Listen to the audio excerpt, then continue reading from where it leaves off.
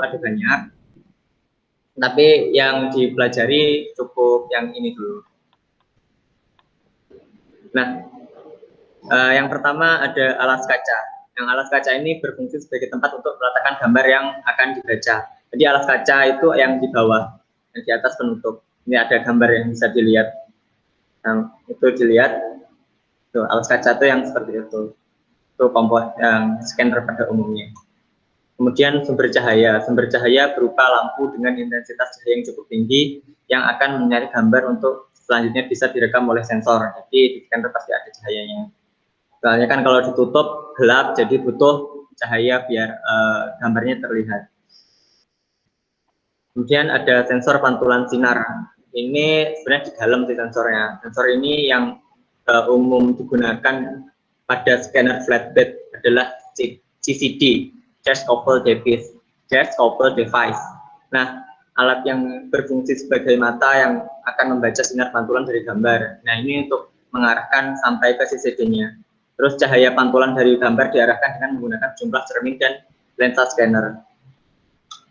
Kemudian komponen yang selanjutnya dari headboard scanner ada motor stepper dan pita bergerigi. Nah, gambarnya seperti itu bisa dilihat. Nah, ini fungsinya motor stepper dan pita bergerigi itu berfungsi untuk menggerakkan lampu dan CCD untuk membaca data baris per baris. Nah, tadi kan kalau yang sensor pantulan sinar, yang sensornya kan namanya CCD, Charge Coupled Device. Nah, kalau yang motor stepper dan pita bergerigi itu yang untuk menggerakkan lampu dan CCD-nya agar data per baris itu bisa dibaca. Dari di sini sampai sini udah bisa mengerti, bisa dipahami. Kalau ada yang ditanyakan dulu. Oke, lanjut aja. Nah, kemudian penutup scannernya. Sebenarnya penutupnya yang atas. Ini penutupnya dipakai untuk menghindari sinar dari luar yang masuk.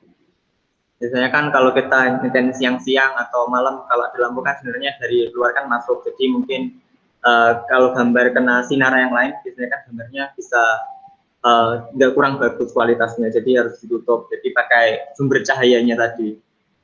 Ditutup untuk menghalangi cahayanya scanner, pakai sumber cahayanya sendiri. Jadi gambar yang dihasilkan sesuai ekspektasi kita. Nah, data yang dibaca oleh CCD ini kalau ditutup itu pantulannya dari pantulan dari yang luar itu tidak masuk ke dalam alas kacanya. Jadi gambar yang dibaca itu bisa secara jelas dibaca.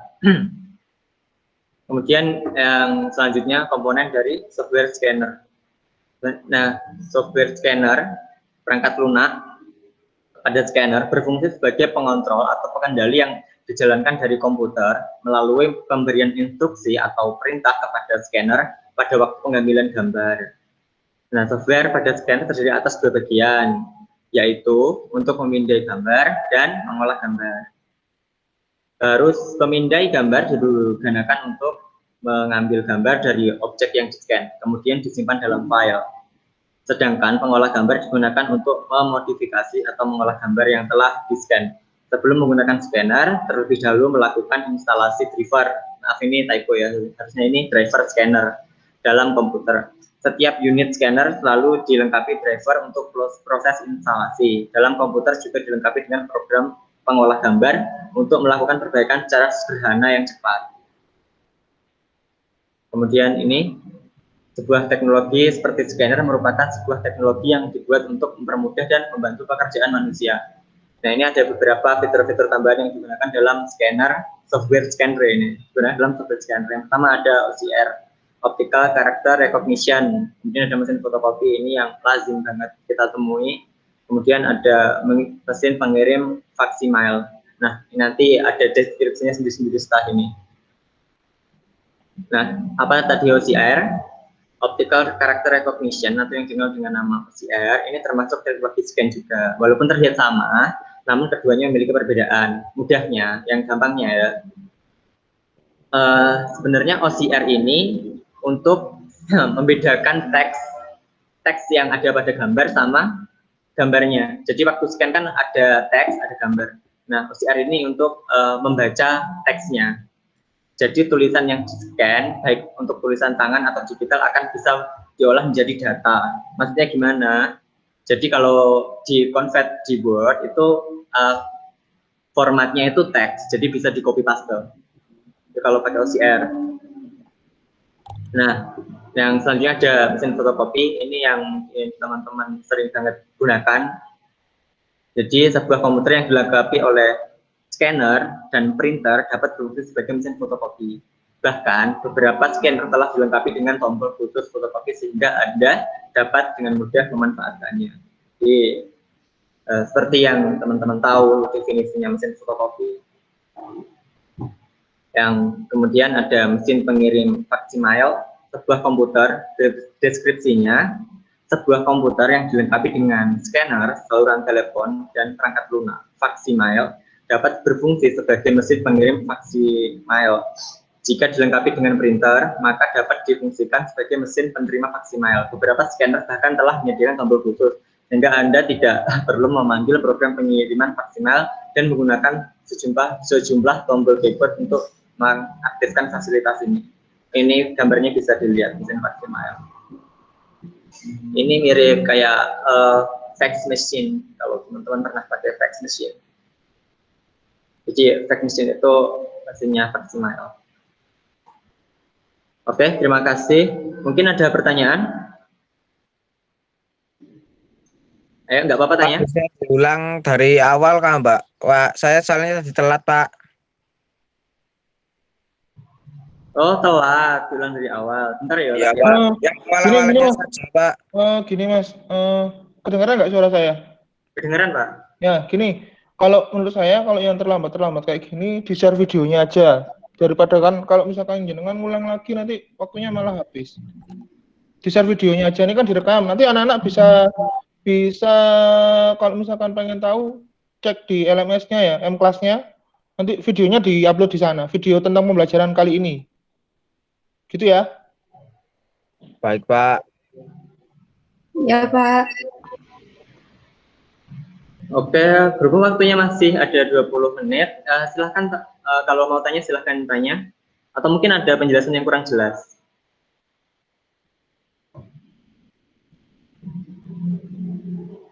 Oh iya, tambah menambahkan. Jadi ini nanti jangan lupa kehadiran adik-adik di classroom, di Google Meet nanti di screenshot ya.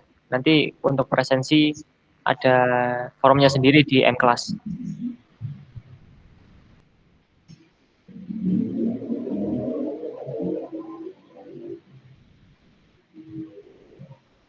Oke, kalau nggak ada, coba saya tanya satu-satu. Dari yang datang di awal tadi, Dentasya, kesimpulan materi hari ini gimana? Yang kamu tahu, yang tadi saya jelasin. Bisa open mic-nya? Dentasya Bunga Agustia.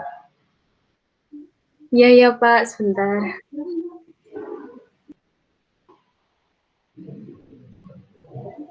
Saya kurang paham itu loh, Pak, yang terakhir, materi terakhir, Faksimile kalau nggak salah. Oh, mesin Faksimile ini. Iya.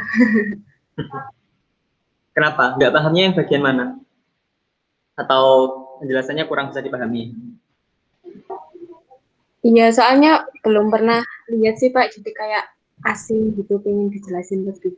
Oh, iya. Ini ya,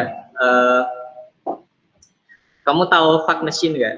Yang sebenarnya kalau generasi lama pasti tahu fax machine itu apa, soalnya sering pakai fax machine.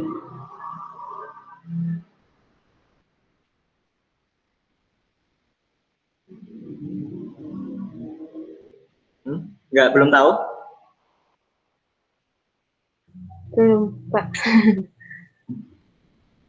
Jadi mesin pengirim Faksimile dulunya itu digunakan untuk komunikasi. Jadi sebelum ada telepon dulu pakai fax machine. Nah, ini algoritmanya hampir sama seperti algoritma SMS. Tapi bentuknya ini hardware, jadi keluar printernya yang dikirim oleh lawan bicara kita terus keluar printernya.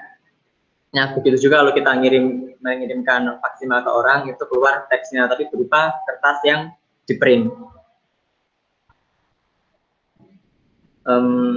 Jadi ini bisa dulu kalau dulu banget digunakan untuk mengirim dokumen. Sebenarnya sekarang sudah bisa, tapi kan kalau pakai faksimal untuk sekarang itu kan kurang efektif. Soalnya kita udah ada banyak fitur yang lebih mudah digunakan daripada faksimal. Tapi ada juga scanner sekarang yang pakai faksimal. Jadi ada tombol khususnya untuk mengirimkan faksimal.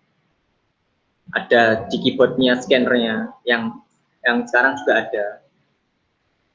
Mungkin susah sih dibayangkan kalau nggak tahu. Mungkin nanti Mbak dan Tasya bisa nyari-nyari referensi lain tentang mesin fax ini.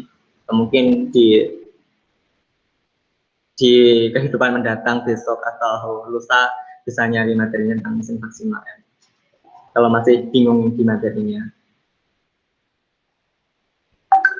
Oke. Ya Pak, terima kasih buat penjelasannya. Ahmad Sendi Maulana, bisa disimpulkan materi hari ini? Kalau bisa nyalain kamera ya, biar tahu aktivitas kalian lagi ngapain, biar bapaknya bisa lihat. Ayo Ahmad Sendi Maulana, ini masih ada nggak ini orangnya?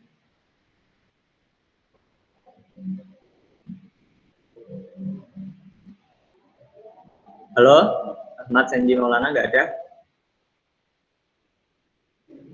Terus Ahmad Arif Yahya, ada nggak? Saya Pak. Oh iya. Silahkan materi hari ini disimpulkan setahu kamu saja.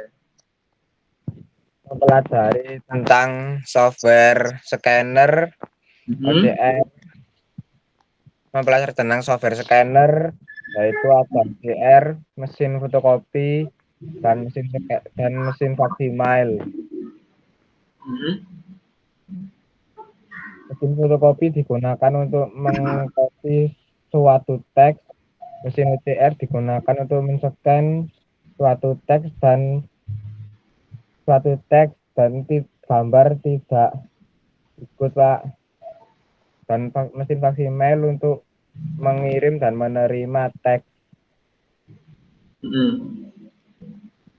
Oke, bagus.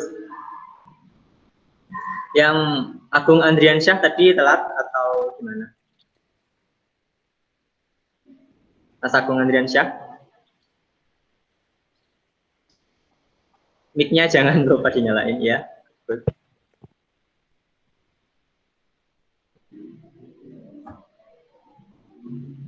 Oh alah. Mic-nya nggak kedengeran tadi. Bisa diulang nggak?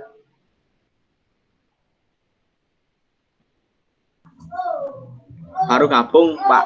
Ya. Oh iya baru gabung. Ya, jadi saya simpulkan saja. Jadi materi hari ini ada komponen scanner. Komponen scanner itu ada apa aja? Ada hardware scanner, ada software scanner. Nah, di komponennya hardware scanner itu Mas Agung bisa lihat ini. Di komponennya ada alas kaca, ada sumber cahaya, sensor pantulan sinar, terus motor stepper dan pita bergerigi dan penutup. Terus bentuknya scanner tuh kayak gimana? Bisa dilihat di gambar ini. Ini bentuknya scanner ya Mas Agung ya. Terus kalau lebih rinci lagi ada yang seperti ini. Nah, jadi bentuknya scanner itu sketsanya scanner. Ada penutup dokumen, alas dokumen, ada kaca, tindak acuan, CKP data, check power. Nah, terus ini ada yang di dalam juga ada motor stepper dan pita bergerigi. Ini sensor pantulan sinar ini juga di dalam, sumber cahaya ini juga di dalam, terus penutup ini di luar. Itu penutupnya bisa dilihat. Yang bagian penutup, ada penutup dokumen itu penutup. Nah, terus ada lagi yang namanya software scanner. Software scanner ini apa aja? Nah, ini kalau dicontohkan di fitur-fiturnya software scanner itu ada OCR, terus mesin fotokopi, kemudian ada mesin pengirim faksimal. Nah, tadi kalau Mbak Dian kan tanya, apa Pak mesin pengirim faksimal, Pak asing? Jadi bisa dicari sendiri deskripsi yang lebih mumpuni untuk dimengerti. Nah, ini ada deskripsinya. Tapi tenang aja, nanti PPT-nya saya share di M-Class. Jadi tidak usah khawatir. Nanti pasti ada. Ada yang ditanyakan? Nggak apa-apa tanya. Kalau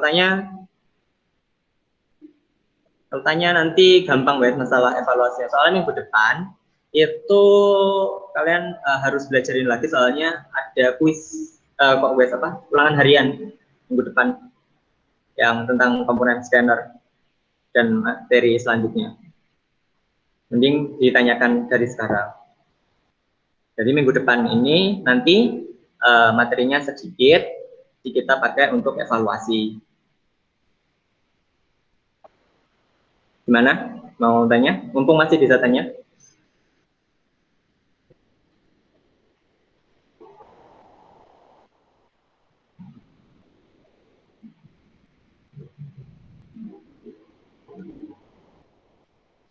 Coba ya tak lihat kalian ada apa enggak atau tidur. Soalnya nggak nyalain kamera.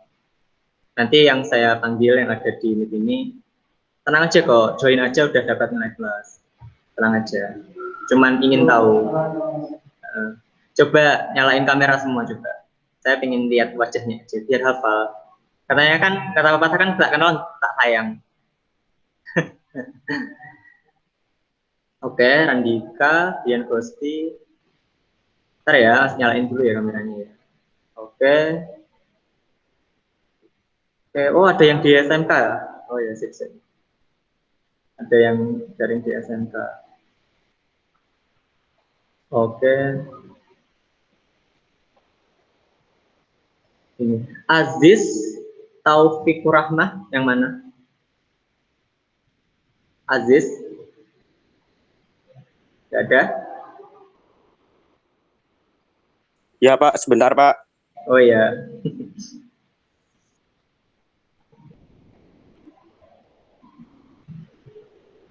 Terus Clarita Disca. Oh ya ada. Delon ada. Delon Putra Yudha Pratama. Iya Pak. Kameranya kenapa? Atau nggak kondusif tempatnya? Oh iya, bagus. Iya, saja. Oke, sip. Mungkin boleh loh kalau mau tanya materi sebelumnya. Mungkin yang kemarin pakai video pembelajaran. Mumpung ada Pak Aan juga di sini. Pak Aan, ada Pak Iwang yang kemarin buat materinya. Kalau materi kemarin belum mengerti bisa tanya di pertemuan ini. Ya, ini masuk tanya jawab.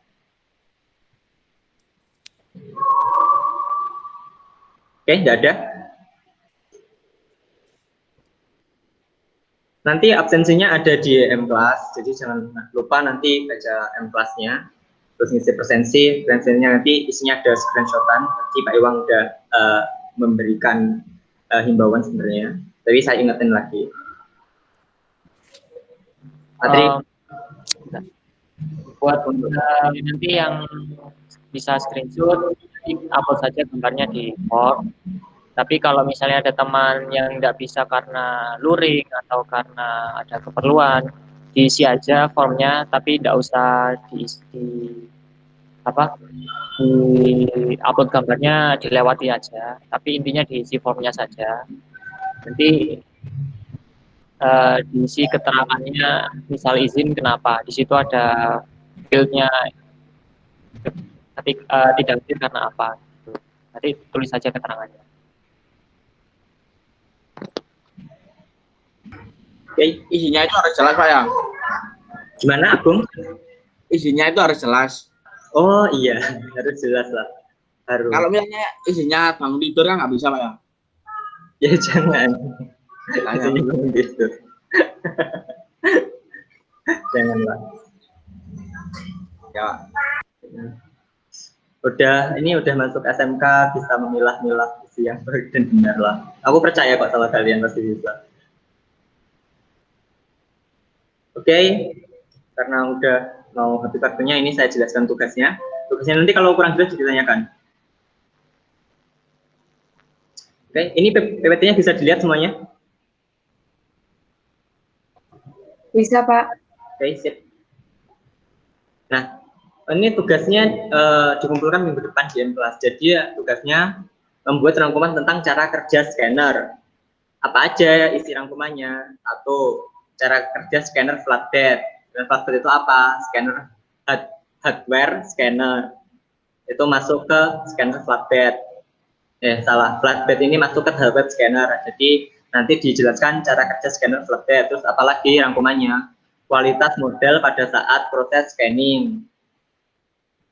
Kemudian yang terakhir atribut scanner. Kenapa saya nggak nyantumin formatnya? Karena bebas, mau tulis tangan nggak apa-apa, mau file Word nggak apa-apa, file Word kompres PDF nggak apa-apa. Nanti diupload di M-Class. Saya nggak apa-apa kalau misalkan teman-teman rangkum ini tulis tangan, nggak masalah. Pakai kertas apapun nggak masalah. Jadi jangan lupa ada tugas minggu depan terakhir tanggal 17 November 2020 pukul 8.00 waktu Indonesia Barat. Jadi yang tinggal di Kalimantan nanti menyesuaikan waktu Indonesia Barat. Yang masih Wita nyesuaiin yang BIP. Oke, jangan sampai telat tugasnya. Kalau dari saya mungkin sekian. Dari Pak Aan, Kak Iwang, Pak Rosihan ada tambahan? Pak, untuk absen di MC Class yang pertemuan keberapa ya, Pak? M-Class bukan MC Class ya, bukan Oh McD iya, ya. Pak. M-Class. Iya, Iya, Pak. Kayak MC. ya pertemuan 9 yang selanjutnya kemarin. Dilihat dari materinya kelihatan kok. Materinya namanya komponen scanner. Di situ sudah ada tulisannya komponen scanner. Nanti bisa dicek saja. Nanti gini ya nanti. Iya, walaupun kalian daringnya dari rumah, putus ya? Kedengeran Pak, masih kedengeran. Terdengar, Pak? Walaupun daringnya dari rumah, tapi tetap harus pakai seragam ya. Terus videonya dinyalakan. Gitu ya? Iya, Pak. Itu aja tambahan dari saya. Dilanjut, Mas. Oke. Sebenarnya kalau ada yang mau ditanyakan terkait materi minggu depan, materi kemarin nggak masalah, masih ada waktu. Nggak apa-apa. Kalian semakin banyak tanya itu semakin plusnya banyak, jadi nilainya nanti lebih gampang lah. Misalkan nilainya nanti kurang, bisa pakai poin keaktifan. Jadi kita nilainya itu secara komprehensif, nggak secara parsial. Jadi tenang aja. Kalau aktif ya dapat poin keaktifan. Kalau nggak aktif tapi di akademik bagus ya alhamdulillah. Tapi kalau bisa nyari, soalnya yang penting ada kesempatan, yaitu diambil aja buat nilai. Soalnya eman banget kalau misalkan teman-teman ada poin keaktifan tapi nggak diambil. Soalnya nggak semua guru atau mungkin mas-mas PPL, bapak-bapak PPL itu mau ngasih poin keaktifan. Oke, kalau nggak ada yang tanyakan, mungkin persiapan kelas selanjutnya saja. Yang aktif ya laki-laki Pak ya? Ya, kenapa Agung? Yang paling aktif laki-laki Pak ya? Hari ini yang paling aktif cewek sebenarnya, tapi nggak masalah, ya laki-laki juga aktif. Oke, kalau nggak ada yang ditanyakan, mungkin dari saya sekian, mewakili Pak Iwang sama Pak Aan, kalau nggak ada tambahan juga. Oke, kurang lebihnya mohon maaf. Wabillahi taufiq wal hidayah. Wassalamualaikum warahmatullahi wabarakatuh. Waalaikumsalam warahmatullahi wabarakatuh. Oke, boleh live. Terus kalau bisa teman TKJ 2-nya juga diajak. Saya langsung TKJ 2. Oke, silakan yang mau live, silakan live. Ya, nanti buat video pembelajarannya akan kami share di grup atau di M-Class atau di grup saja, nggak apa-apa. Kalian juga di M-Class kalau misalnya mau akses juga. Terima kasih ada di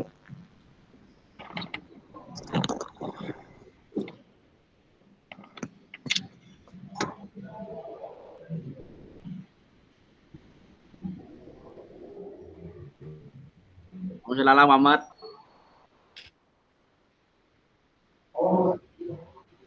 Ayo guys, dielengnya arek TKJ 2. Ngomong masih 728 kan 7.30 langsung mulai.